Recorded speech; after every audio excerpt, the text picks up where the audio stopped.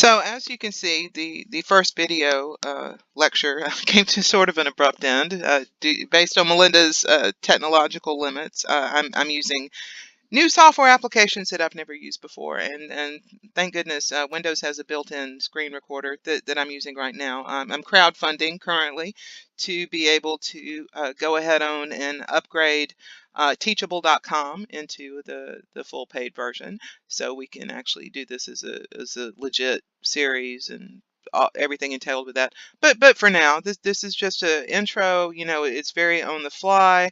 Hopefully you get a sense of listen to my voice, who I am. I'm very excited to be able to do this. I love sharing knowledge with people.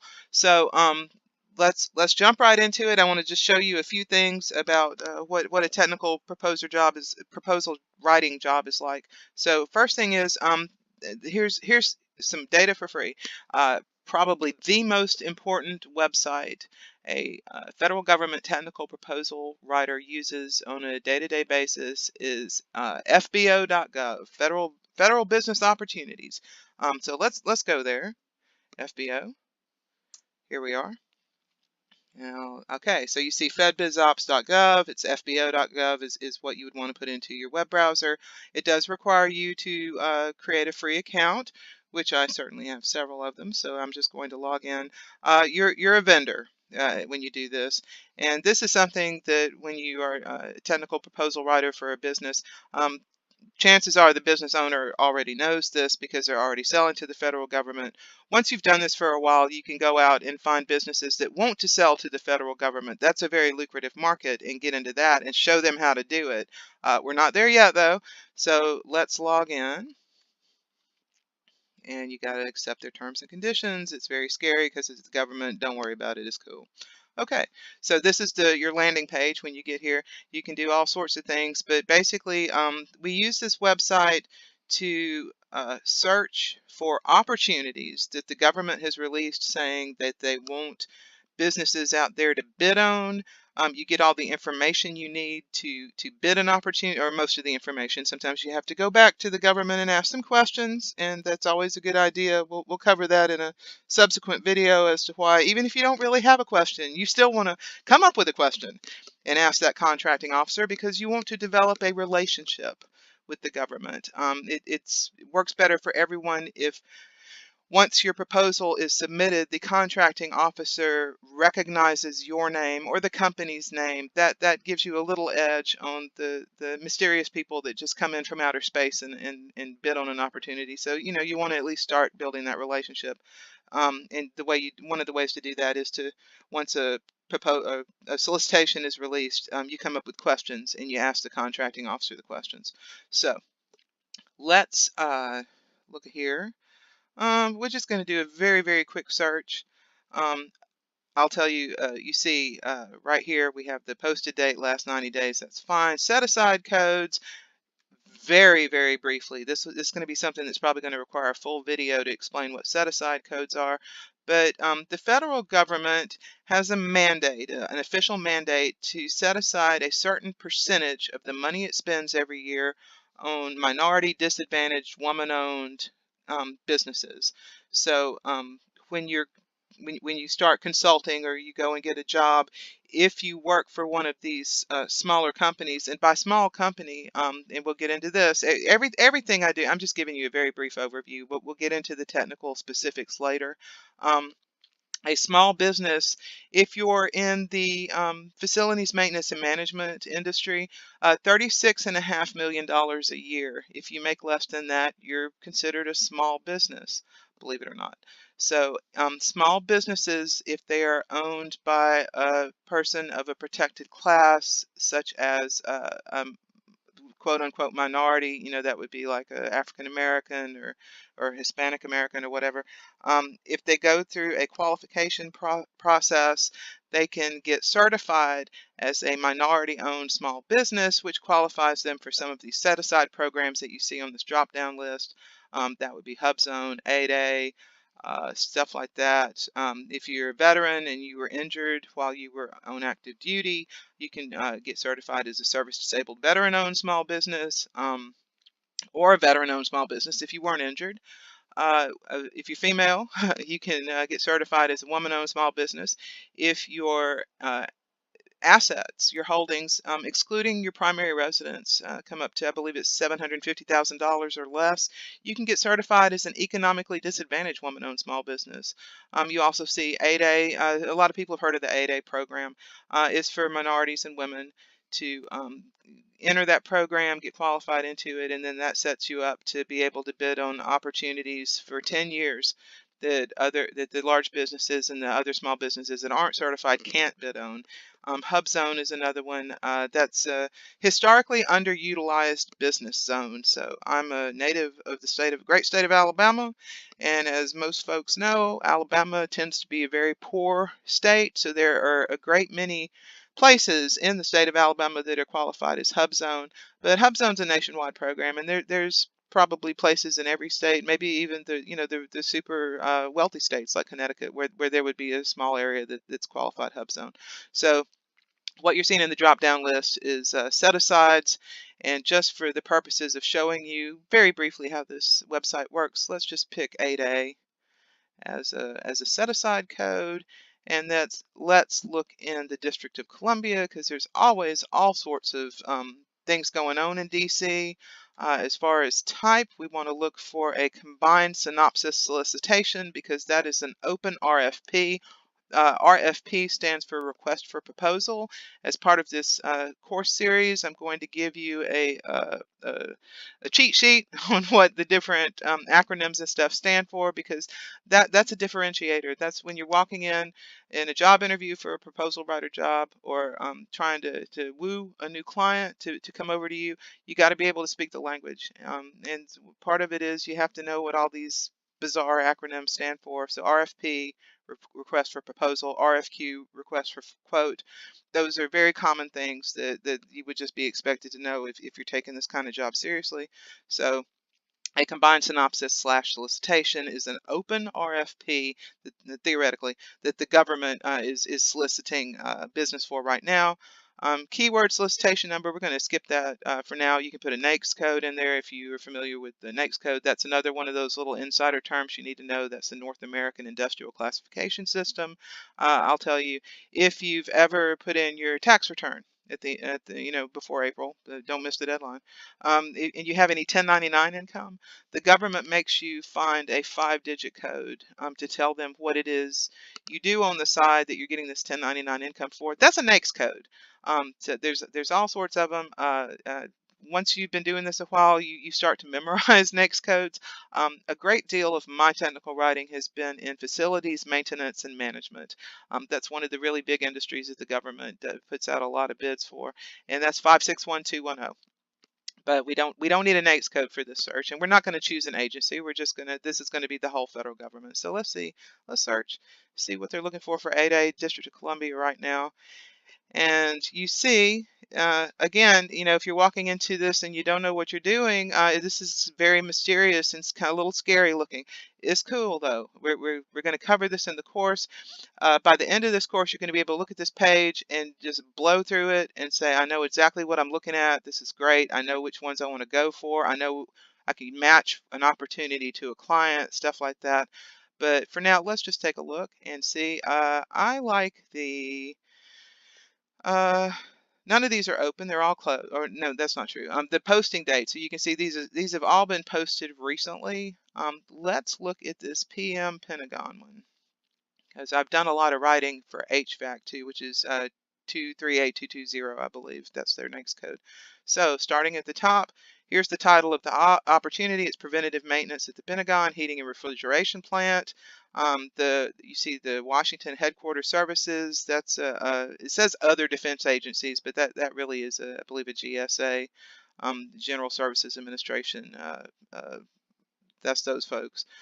So come down here, you see, start over here, you see this is the original that was posted in December of 18, and then it's been changed twice.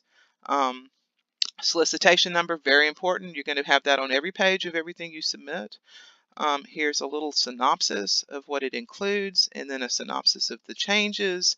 So if we looked at this and our client sent it to us, let's make it easy. So your client sent you this and they're like, hey, we're going to go for this, get ready to write because we're going to do this.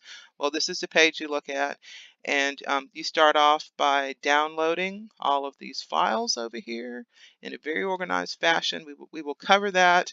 You go through and you find your dates and your deadlines to be aware of. You enter those into your calendar because as a technical proposal writer, you have a limited amount of time to do an awful lot of things simultaneously. So you really need to use technology to its utmost and let the technology work for you. And that's going to mean front loading a lot of this data into a calendar, setting reminders, and not just the day of. Now, if you have a deadline coming up next week, you want to be reminded of that periodically so you don't miss that deadline. That's what a calendar is for. Google Calendars is just fine. Outlook is fine. Any kind of good calendar program that sends you reminders is going to be just fine on that. But when we would go to download this, we would download it in a very organized fashion. You'll see that you have an Amendment 2 and Amendment 1. It's certainly may well be, if you see the same document name up here under the original, you see an L1, L2, L3, and then you come down here in the L4, L5, you come down here to Amendment 1 and Amendment 2, and you see that they have uploaded replacements for this. So as long as you're organized and you know what goes where, you would realize as soon as an amendment comes out, man, I need to replace L4 with the Amendment 2 L4 because the original L4 that was released has been updated. You don't want to send in a proposal that has that old attachment on it. You're going to always want to have the most recent ones because they can make very significant changes from release to release. So being organized about that is going to save you so much time, and just at the last minute being on deadline and the pressure. If you know you always do everything the same way, then you can say, I have a system, I fall back on it, and that's going to take some of the pressure off of you. Go down a little bit further, and here again, this is what we're seeing that up in that right hand column. This is the same stuff down here, just a little bit bigger. Just very briefly, we have here's the solicitation right here. This is going to have the major paperwork that you're going to want to fill in and make no mistakes and send it back to the government exactly as they asked for it. There's a Q&A. That means that probably earlier last year they released this probably as a pre-solicitation. There are different categories of types of things on this website. What we're looking at now is a synopsis and combined synopsis and solicitation. There's an earlier step that the government can release this as a pre-solicitation and ask for questions from potential offers. So that's likely what they did here. And here's the questions that the offer is asked and the answers that the government has provided. Past performance data sheet. Past performance is so huge. It's a massive part of almost any proposal you're going to submit, unless it is a paperwork only proposal, which happens. And that's not even a proposal, that's just a bid. We're going to cover past performance probably in its own lecture because it is so important, and it's something that it makes you stand out. It's a differentiator. If you do past performance well, the world is your oyster. You will have no problem getting a job. I can teach you how to do that. Past performance questionnaire. This is something that you would send to the client's customers that they have identified for you, and they will fill out a rating, and then probably they send it directly to the government. Sometimes they send it back to you, but this is required. The government will not consider an offer that does not have past performance meeting whatever criteria they've put into the proposal. Pricing template, that's great. You don't have to do price. Technical proposal writers do not price things. That is not part of what we do. If a client ever asks you to, you tell them no. That, or you say it nicely, you don't say no. But sorry, we don't do that. That requires expertise, hands-on expertise in the industry in which you're writing. That's something that if you're putting an electrical bid, it's going to require an electrician or an electrical engineer or the company owner or someone to come up with the price. You don't do that. Now, they'll give you the numbers, and you put the numbers into the paperwork to send to the government, and that's one of those places you absolutely positively must not make any mistakes, because if you make a mistake on price, that could end up bankrupting your client or even putting him in jail and stuff like that. So I'm not trying to scare you. I'm just saying If you make a mistake somewhere, do not let it be in the price. And it's always good to have someone check behind you, even if you're a work from home person. Maybe you have, a spouse or something, and don't let anyone see anything that's secret. If you sign a non-disclosure agreement with your client, don't do this. But if you haven't, and you have someone there, whoever, a friend or a spouse or whatever, who's very good at catching mistakes, as long as it's not something that it would not be subject to Freedom of Information Act foiable, let them go behind you and make sure you didn't make any mistakes, at least to start with. You really, you got to have somebody checking your work until you're confident enough that you can do it error free. If you don't have anyone who can go behind you, I've learned over the years, having to copy edit my own writing, which they say it's impossible to be your own editor. Well, it's not. You just have to learn these little tricks of the trade, and one of them is to go through things backwards. So if you filled out your paperwork from the information they've given you and it's time to check your work, first of all, walk away from it. Calm your mind, go do something else, go play around to golf, drink a beer, whatever. Don't drink a beer and come back and do numbers, but you know what I'm saying. And then come back and go through everything again backwards from the reverse. You'll be looking at it differently. You won't skip over stuff if you do it that way. That's a really excellent way to not make mistakes. L5 non-disclosure agreement, that's a little unusual for the government to say that, but we'll cover that if it comes up. It probably won't. Keep going down. Amendment 1. When an amendment comes out, it's going to have some additional paperwork that you always have to put in. Be aware of that. Responses to RFIs, I said earlier, this is how one of the ways we form a relationship with the contracting officer is to send in RFIs. That's a request for information from a potential offer, a bidder, to the government. You always want to send those in because that way the contracting officer sees your name and sees the company name, and you start to form a relationship. Other people, after this solicitation was released by the government, the questions came up, they sent them into the government, and here's the government answering these questions in the responses to RFI. You see the pricing template has been revised, probably in response to some RFIs. Equipment nameplate data, this is the facilities maintenance and management bid. So the folks that are pricing the bid need to know specifically what kind of equipment is included in this contract so they know how to price it.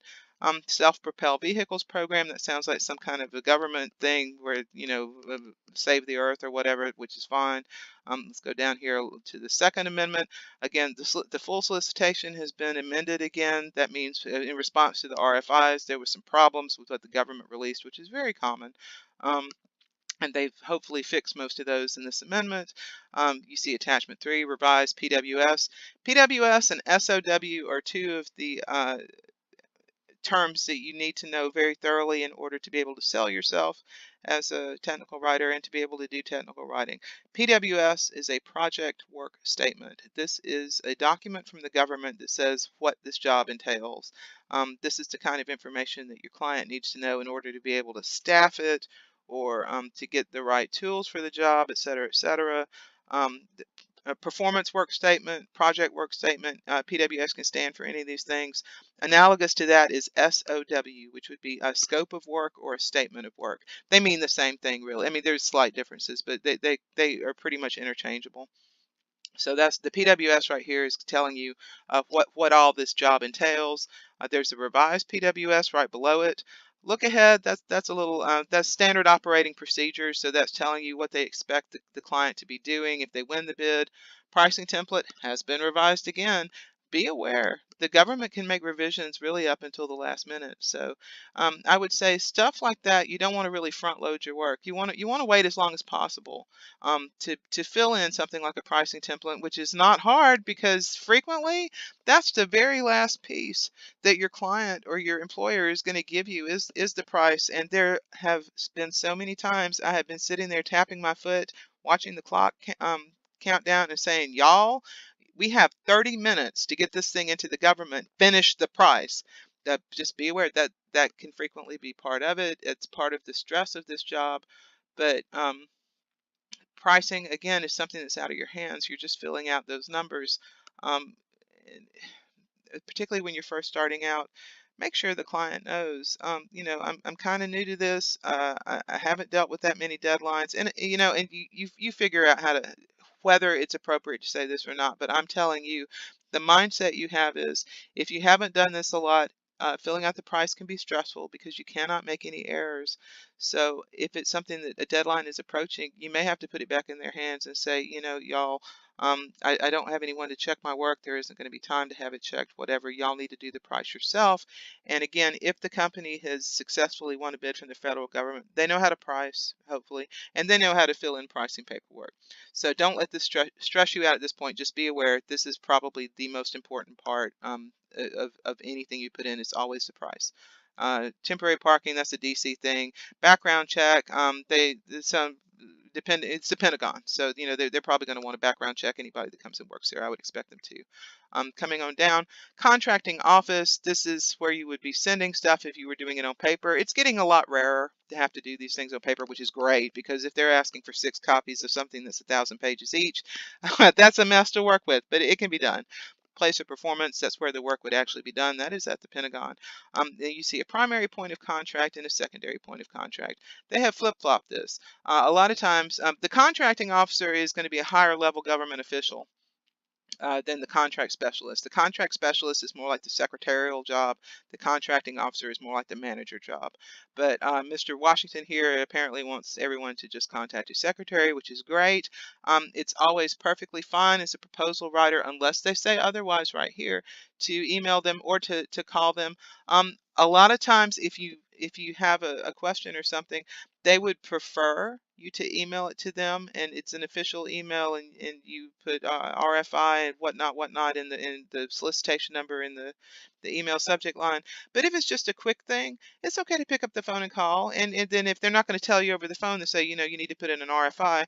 Don't get offended. The reason is for government freedom of information. When a question comes in from an offerer, technically they have to give the question and the answer to everyone bidding on the opportunity so that the playing field is quote unquote level. So, but it is okay to pick up the phone and call them if you want. If they have a primary POC up here like this, call the primary before you call the secondary. But if you call her, you leave her a message, she doesn't call you back the next day, you've sent her a couple of emails, you aren't hearing anything, go ahead and call the contracting officer. It's fine. There's not going to be any punitive damages for contacting these folks.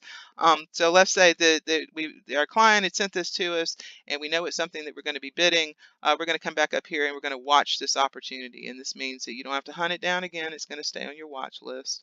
That's just a short, quick and dirty introduction to FBO, which is the key website that a proposal writer uses. There's plenty more. There's a lot more things to cover. We're not going to try and download anything at this point. This is just an introduction. So hopefully seeing this, you have more of a sense of what a proposal writer kind of does on a daily basis to a certain extent. And I think we're going to stop there for now, and we're going to call this a pretty good brief introduction to some of the pieces that you would need to know as a technical proposal writer. And I thank you for hanging with me, and believe me, I know it's a lot of information in a very short span of time, but the fact that I've done a test drive with some participants and seeing that the volume of information you need to know as a proposal writer is far greater than could be covered in 1 or 2 couple-hour sessions. We're gonna go through things fast, and we're not going to be as thorough as we possibly could if we were sitting down together. But I'm going to give you enough information that you can do this job, and that's what really counts. So thank you again for your time, and I look forward to continuing to connect with you as we go forward.